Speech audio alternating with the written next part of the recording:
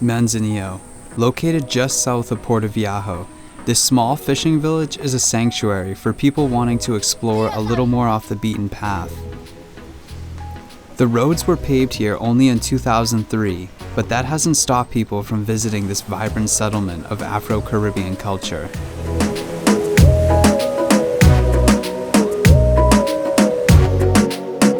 Due to strict regulations on regional development, it keeps its small town vibe, and you can see the locals take pride in their area and their beaches.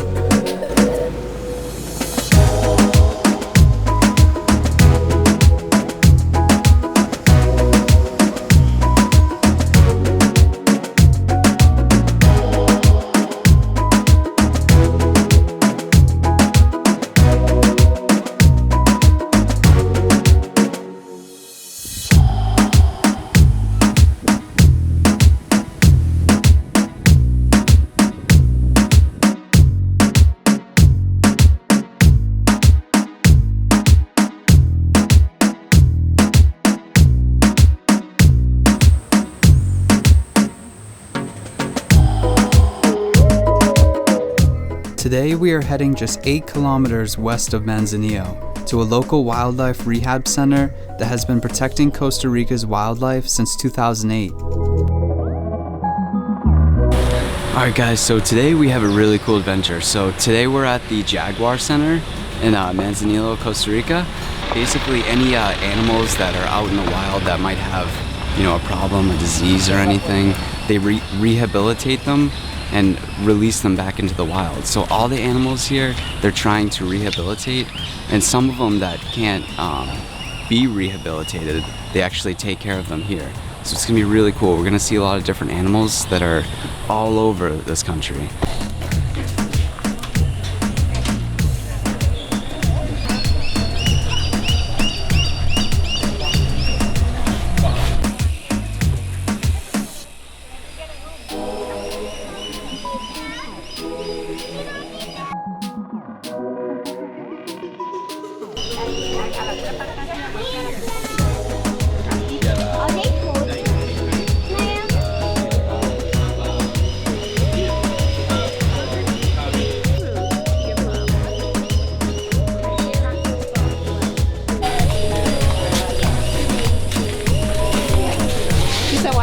Because that's not glass. Oh yeah.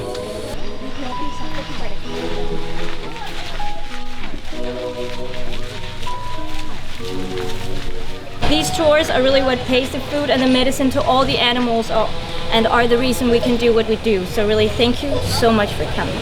So there was a snake specialist called Sandro. He moved here because he wanted to retire. So he built this home actually as a retirement home. And, but on the beach right out here, he met a beautiful young woman. Her name is Anchor. She's a primatologist from Barcelona. Anchor, those two people, they fell in love here. So Anchor, she decided to stay here for a while. Since this is a very small local area, people, they quickly figured out, okay, these people, they know something about animals. So when they found injured animals, they would just bring them here.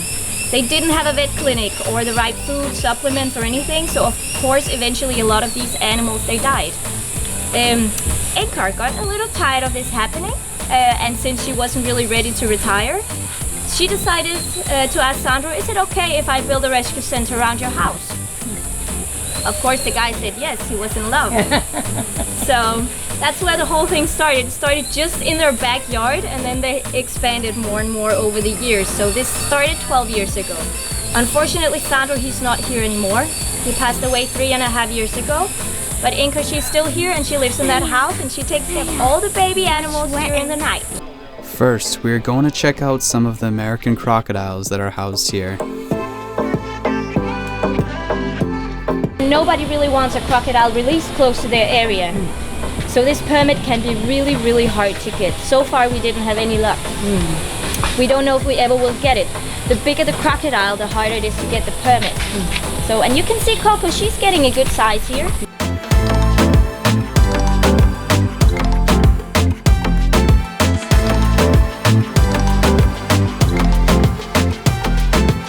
If you have a crocodile coming at you, you just take your little rubber band from your hair, put it around its snout and it can't open its mouth. See that?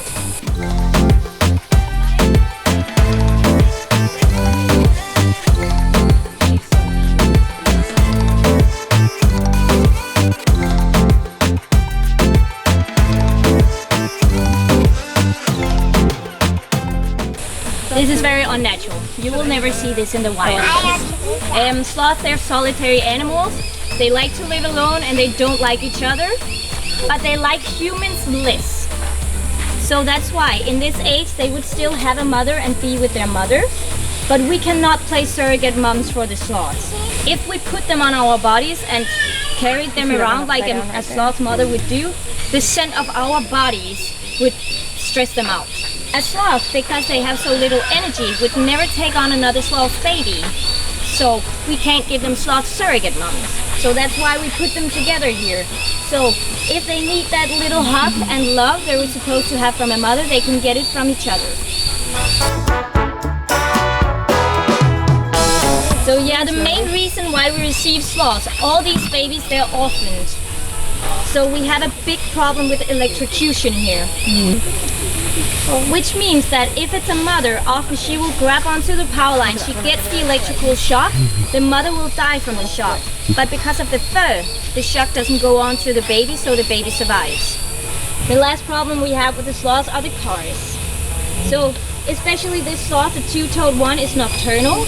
And at night it can be super hard to see if there's a sloth coming across the road. And the sloths, they can't really run away.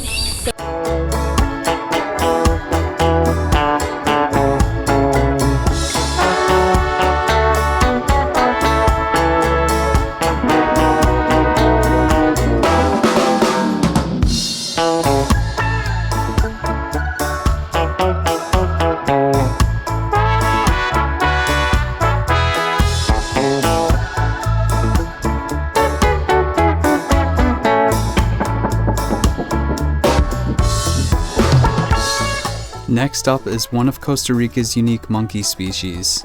These ones are the spider monkeys. The spider monkeys are the biggest monkey species we have. Because of their size, intelligence, aggression, we need permits to release spider monkeys as well. We can't just put them out as we want. We have Paco, the little guy sitting here on the table. Can you see him? Yeah. Just a little bit. Well, this guy, he has one of the worst stories in the center. So we got him here in the beginning of March. What happened to Paco was the police, they found him. They went into this house, drug-related issues, and in a closet with a big collar-on chain to the floor, they found Paco. That's where they were hiding him. Paco, he is 27 years old. He was kept as a pet for 26. And all he had during the day was a stick in the ground, 2 meters, about 6 feet, to walk around. Wow. So not a lot of movement. When we went to get him, his body was almost lifeless because he didn't have any energy. They fed him only table scraps, so no real monkey diet, just rice and beans. He has huge lumps here on his hips because he's been sitting down so many years, and monkeys are not customized to do that. He had no muscle tissue.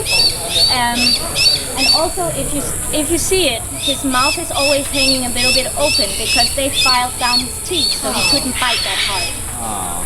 So yeah, he was really in a poor condition. He's still not in the best condition. He has more energy, he's climbing more, he's eating the right food now. But again, this monkey will never be released because 26 years, never met another monkey, never met a forest. So poor Paco. At least he's doing better now. And we're trying to introduce him to Gigi, the other spider monkey we have in here. Gigi was also a pet. Actually, Gigi is 18 years old. She was a pet for 17 years. But now we're actually reconsidering filing to see if we can release her. Because Gigi was a pet, but at least she lived in a tree. So she was chained, but she was living on top of a tree, and that's where she was. She didn't have as much human contact. She still got the wrong diet, so she was way too skinny when we got her. But again, the sign she's showing here makes us reconsider because she's always climbing, she's always on top of the enclosure. She's not trying like Paco is. When a human goes in there, he wants to have a connection with the human. Gigi doesn't want that. she's trying to make a connection with Paco. Just unfortunately for her, Paco is super scared and run away. But most important reason, we have a spider monkey baby right now. And this baby can still be released. But it's super important for her to be with her own species. So we need her to be introduced to her own kind at some point because nothing's wrong with her yet. Yeah. She's perfect.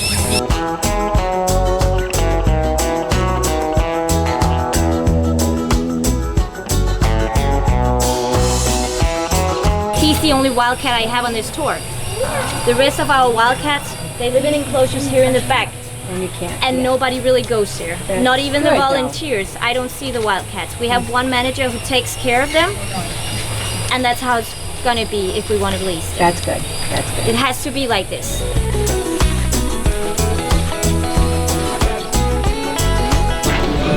So yeah, this is kindergarten for the baby monkeys. They are here, and the youngest one in here, she's 6 months old. Hi, this is our spider monkey baby. This is my favorite girl. Oh, she's so precious.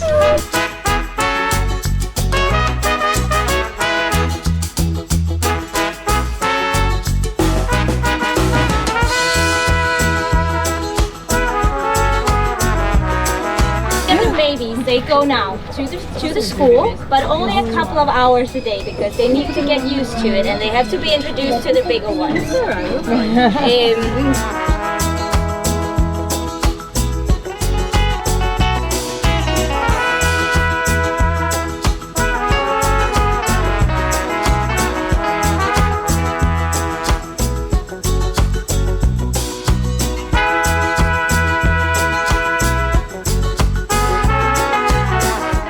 Finally, we visit one of Costa Rica's most known bird species, the toucan.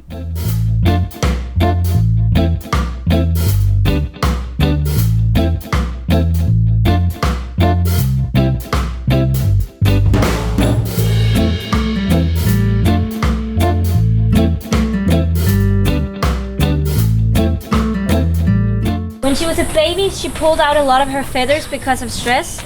So now she looks almost whole again. She got most of the feathers, but if she spreads out one of her wings, you can see a hole is missing. Aww. So she can't fly for the moment.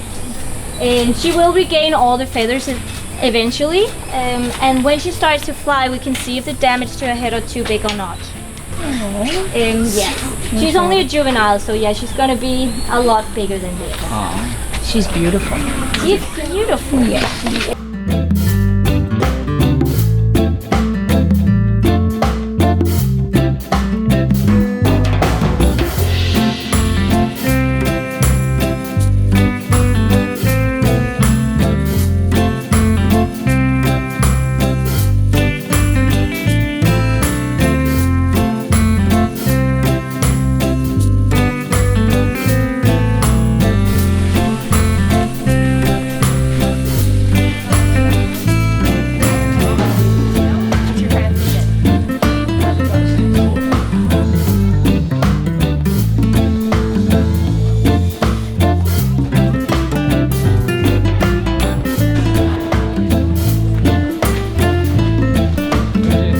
So guys, we just finished up the Jaguar Center here and it was really awesome. We learned a lot about the wildlife that's here and I hope you guys learned a lot about it too. They do a really good job at keeping these animals and rescuing them and releasing them back into the wild. So I hope you guys learned a lot and thanks for watching.